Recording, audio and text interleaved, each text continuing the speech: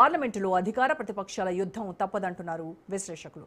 ఇదే అంశంపై ఇవాల్టి డిబేట్లో కూడా మనం మాట్లాడదాం. డిబేట్లో పార్టిసిపేట్ చేస్తున్నారు బీఆర్ఎస్ మాజీ ఎమ్మెల్యే బొల్ల మల్లయ్య యాదవ్, అలాగే బీజేపీ నాయకురాలు ఆకుల శ్రీవాణి గారు అండ్ విశ్లేషకులు ప్రొఫెసర్ శేషు గారు ప్రస్తుతానికి మనతో జాయిన్ అయ్యారు. నమస్కారం అండి శేషు గారు, శ్రీవాణి గారు, మల్లయ్య యాదవ్ గారు.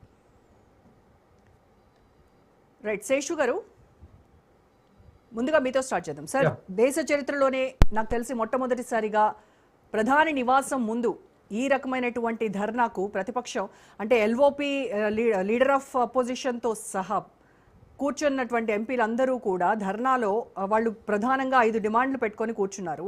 సో ఇదే దేశ చరిత్రలో మొదటిసారి. అంటే మనం చూసాము శేషు గారు, తెలంగాణ ఉద్యమం టైంలో కనుక చూస్తే మనము అప్పుడు మన్మోహన్ సింగ్ ప్రధానిగా ఉన్నారు. అప్పుడు కాస్త ఎంపీలు అక్కడికి వెళ్ళి ధర్నాలు నిరసనలు చేయడము, వెంటనే వాళ్ళని అక్కడ నుంచి పంపించేయడము ఇలాంటివి మనం చూసాము. బట్ ఆల్మోస్ట్ 3.5 hours పాటు ప్రధాని ఇంటి ముందు కూర్చొని ఈ రకమైనటువంటి నిరసన చేపట్టారు అని అంటే దీన్ని మరి ఏ రకంగా చూస్తారు?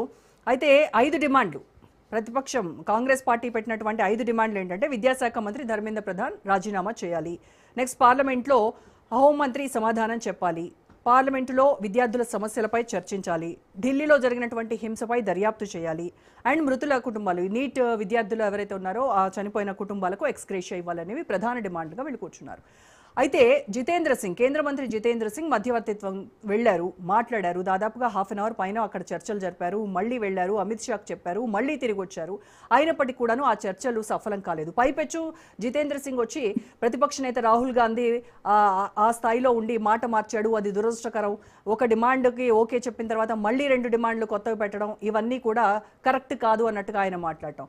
ఇక ఇటువైపు చూస్తే ఆప్ ఇదంతా కూడా బీజేపీ ఆడిస్తున్నటువంటి డ్రామానే కాంగ్రెస్ చేత ఈ డ్రామా ఆడిస్తోంది అని చెప్పేసి కేజ్రీవాల్ ఆరోపణలు చేయడం. సో మొత్తానికి ఈ రోజు జరిగినటువంటి ఈ సీన్ అంటే నిన్ననేమో విద్యార్థులు పార్లమెంటు వరకు వెళ్ళి వాళ్ళు ముట్టడి చేయడము, ఈ రోజు ప్రధాని నివాసం ఎదుటే వీళ్ళు కాంగ్రెస్ పార్టీ ఎంపీలందరూ ధర్నా చేయడం, దీన్ని ఎలా విశ్లేషిస్తారు మీరు?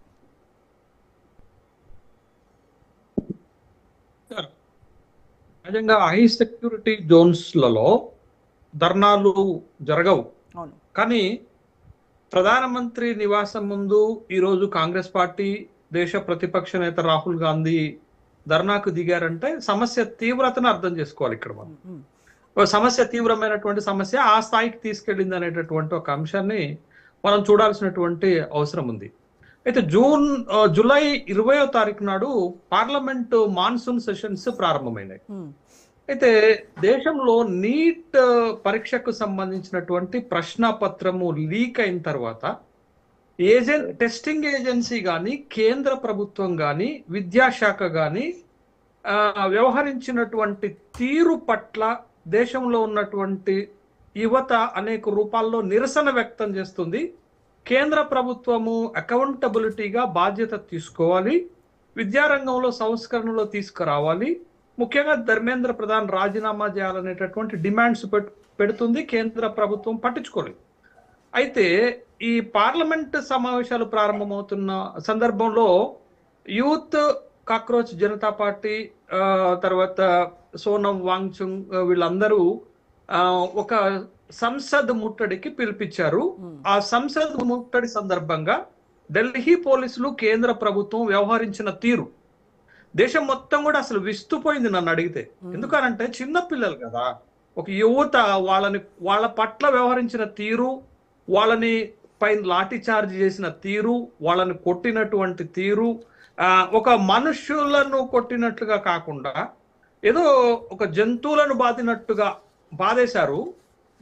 వాళ్ళపైన లాఠీ చార్జ్ చేయటమే కాదు, ఇంకా ఏం చేశారంటే ప్రభుత్వ ఆస్తులకు ధ్వంసం చేసింది కూడా పోలీసులే. ఆ ధ్వంసం చేసింది విద్యార్థులు అనేటటువంటి ఆరోపణ కూడా వాళ్లే మోపినటువంటి సందర్భం. ఇవాళ సోషల్ మీడియా ఉంది, తర్వాత వీడియో కెమెరాలు ఉన్నాయి, అన్నిటితోటి వ్యవహారం బట్టబయలు అవుతున్నటువంటి సందర్భం దేశ ప్రజల ముందు కళ్ళ ముందు కనపడుతున్నటువంటి నేపథ్యం. అయితే ఢిల్లీలో నిన్న జరిగినటువంటి జూలై 20 నాడు జరిగినటువంటి లాఠీ చార్జికి వ్యతిరేకంగా నిరసనగా ఇవాళ కాంగ్రెస్ పార్టీ ప్రధానమంత్రి నివాసం ముందు ధర్నా చేస్తున్నటువంటి సందర్భం.